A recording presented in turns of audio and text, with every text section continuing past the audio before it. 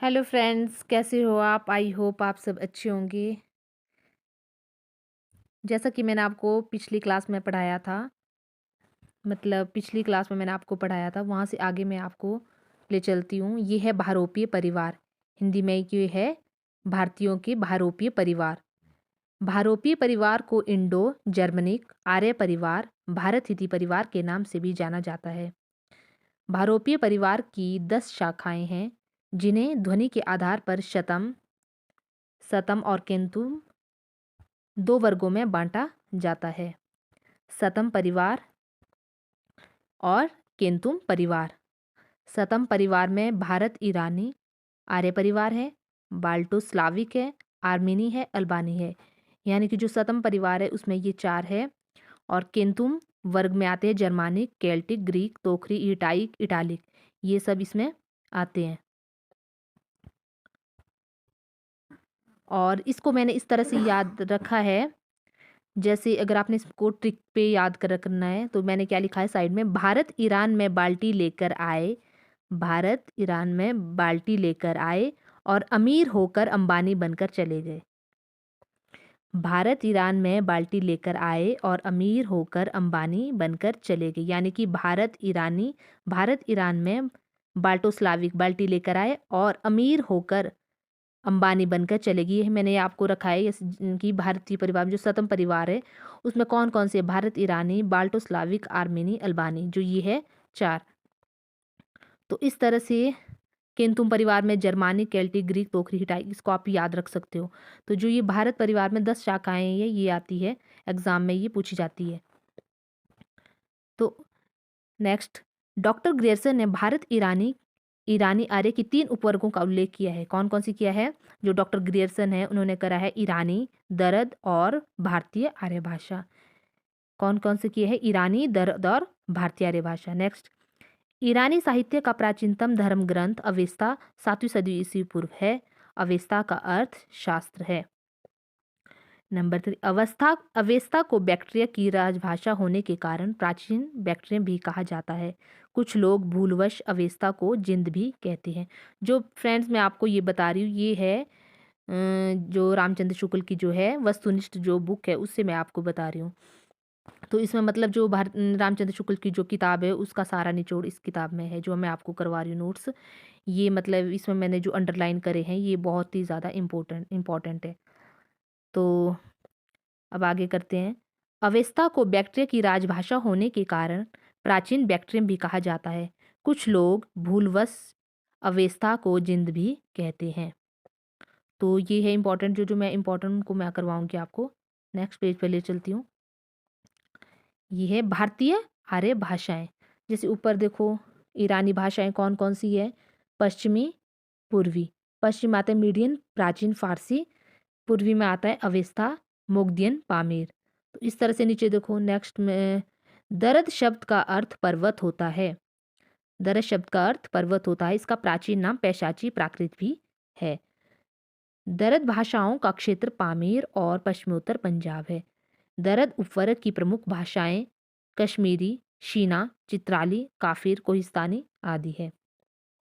ये जो थे हमारे, ये है भारोपीय परिवार के जो कौन कौन से भारोपीय परिवार में कौन कौन से परिवार आते हैं। तो अब ये है भारतीय आर्य भाषाएं कि भारत में कौन कौन सी भाषाएं आई थी। नंबर 1, प्राचीन भारतीय आर्य भाषा कब से कब तक थी? प्राचीन जो भारतीय आर्य भाषा हमारे यहाँ पर थी 2000 ईस्वी पूर्व से 500 ईस्वी पूर्व तक। नंबर 1, वैदिक संस्कृत 2000 ईस्वी पूर्व से 8वीं ईस्वी पूर्व तक। मतलब जो हमारी सबसे प्राचीन जो भारतीय आर्य भाषा है उनका जो है समय काल है 2000 ईस्वी पूर्व से 500 ईस्वी पूर्व तक, जिसमें आते हैं वैदिक संस्कृत अथवा संस्कृत तथा लौकिक संस्कृत। वैदिक संस्कृत 2000 ईस्वी पूर्व से 800 ईस्वी पूर्व तक थी और संस्कृत तथा लौकिक संस्कृत थी 800 ईस्वी पूर्व से 500 ईस्वी पूर्व तक।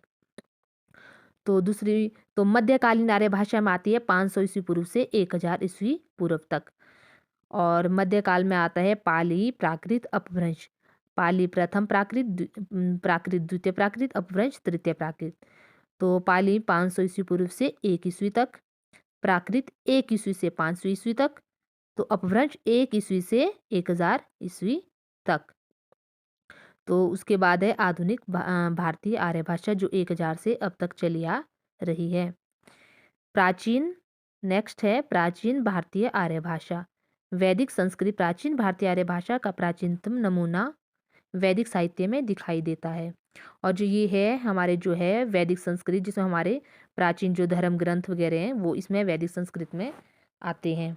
तो वैदिक साहित्य में दिखाई देता है। वैदिक साहित्य का सृजन वैदिक संस्कृत से हुआ है। वैदिक संस्कृत को वैदिकी, वैदिक छांदस, छंदस, छांदस आदि भी कहा जाता है। और इसे 3 भागों में विभाजित किया गया है, संहिता, ब्राह्मण और उपनिषद। तो इसमें ये पूछा गया है ऋग साहित्य, जैसे संहिता में ऋग साहित्य, यजु संहिता, साम संहिता, अथर्व साहित्य संहिता आते हैं। तो जो है ऋग साहित्य है उसमें है 10 मंडल, 1028 सूक्त, 1580 ऋचाएँ हैं ये। और यजु साहित्य में है, यजु साहित्य में जो है यज्ञों के कर्म कांडों के बारे में इसमें इसका वर्ग किया गया। और सामवेद में सोम योगों की में वीणा के साथ गाए जाने वाले सूक्तों को गेय-पदों के रूप में सजाया गया है। तो ये सामवेद में आते हैं, यजु में आते हैं, यज्ञों का कर्म कांड होता है। और ऋग में क्या होता है, ऋग में होता है ये कि इसमें साम से अथर्व संहिता आते हैं। और ऋग्वेद के जो बारे में इसमें वर्णन किया गया, 10 मंडल और 1028 सूक्त थे। इस तरह से ये जो है इसमें आगे है ऋग्वेद का ऐतरेय ब्राह्मण, सामवेद का तामवेद, तांडव तथा पंचविंश ब्राह्मण, शुक्ल यजुर्वेद का शतपथ ब्राह्मण, कृष्ण यजुर्वेद का तैतरीय ब्राह्मण ग्रंथ आते हैं। तो फ्रेंड्स इसी तरह से ये इम्पोर्टेंट है। तो मैं आपको नेक्स्ट पेज पे ले चलती हूँ। ये जो है तो यहाँ पर है वैदिक संस्कृत की ध्वनियाँ, जो एग्जाम में हर बारी पूछी जाती है। तो ये है वैदिक संस्कृत ध्वनियाँ। Doctor Dhirendra Verma, doctor Uday Narayan Tiwari, doctor Kapil Dev Dwivedi प्रभृति विद्वानों ने वैदिक ध्वनियों की संख्या 52 मानी है। किस किसने मानी है? डॉक्टर धीरेन्द्र वर्मा, उदय नारायण तिवारी और कपिल देव द्विवेदी ने ध्वनियों की संख्या 52 मानी है। और इसमें 13 स्वर और 39 व्यंजन है। डॉक्टर हरदे बहारी ने वैदिक स्वरों की संख्या 14 मानी है। वैदिक ध्वनियों का वर्गीकरण निम्न ढंग से किया जा सकता है। वैदिक स्वर की संख्या 13 है। मूल स्वर ये है जो आ ई ई उ ऊ री री। तो इस तरह से जो यहाँ पर है वैदिक संस्कृत में अघोष है, घोष है, इसको आप इस तरह से पढ़ सकते हो कि जैसे अल्पप्राण में कौन कौन से आते हैं? अघोष, अघोष आते हैं पहला, दूसरा।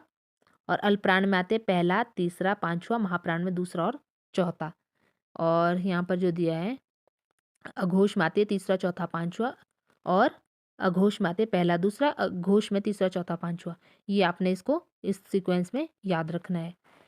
तो वैदिक संस्कृत की विशेषताएं कौन कौन सी है? वैदिक संस्कृत श्लिष्ट योगात्मक है। नंबर 2, वैदिक संस्कृत में संगीतात्मक एवं बलात्मक दोनों ही स्वराघात मौजूद है। वैदिक संस्कृत में 3 लिंग, पुल्लिंग, स्त्रीलिंग, नपुंसक लिंग, 3 वचन, एक वचन, द्विवचन और बहुवचन आते हैं। और क्या इसमें आगे है? डॉक्टर भोला तिवारी के अनुसार वैदिक संस्कृत में केवल तत्पुरुष, कर्मधारय, बहुव्रीहि एवं द्वंद्व ये 4 ही समास मिलते हैं।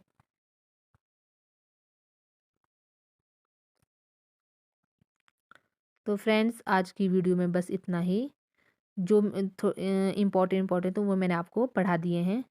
तो फ्रेंड्स अगर आप इनको भी अच्छे से देखोगे तो ये भी बहुत इम्पोर्टेंट है। मतलब इसमें से जो मैंने आपको बताया प्राचीन आर्य भाषा है और भारोपीय परिवार के बारे में जो है मैंने आपको ट्रिक बताई है, इसे भी आपने याद रखना है। तो और इसमें इनके सन हर बारी एग्ज़ाम में पूछी जाती है, इसको अच्छे से याद करना है। और जो ये ऋग्वेद की जो सूत्र है कितने हैं ये भी याद रखने हैं। और वैदिक संस्कृत में कौन कौन से ये है, ये इस तरह से पूछे जाते, तो आप इसको अच्छे से देख सकते हो। तो फ्रेंड्स आज की वीडियो में बस इतना ही। तो अगर आपको ये वीडियो अच्छी लगी तो मेरे चैनल को प्लीज़ लाइक, शेयर और कमेंट करना बिल्कुल भी मत भूलना। अब आपसे मिलते हैं कल अपने नेक्स्ट वीडियो पे। तब तक के लिए tata and bye bye, good night.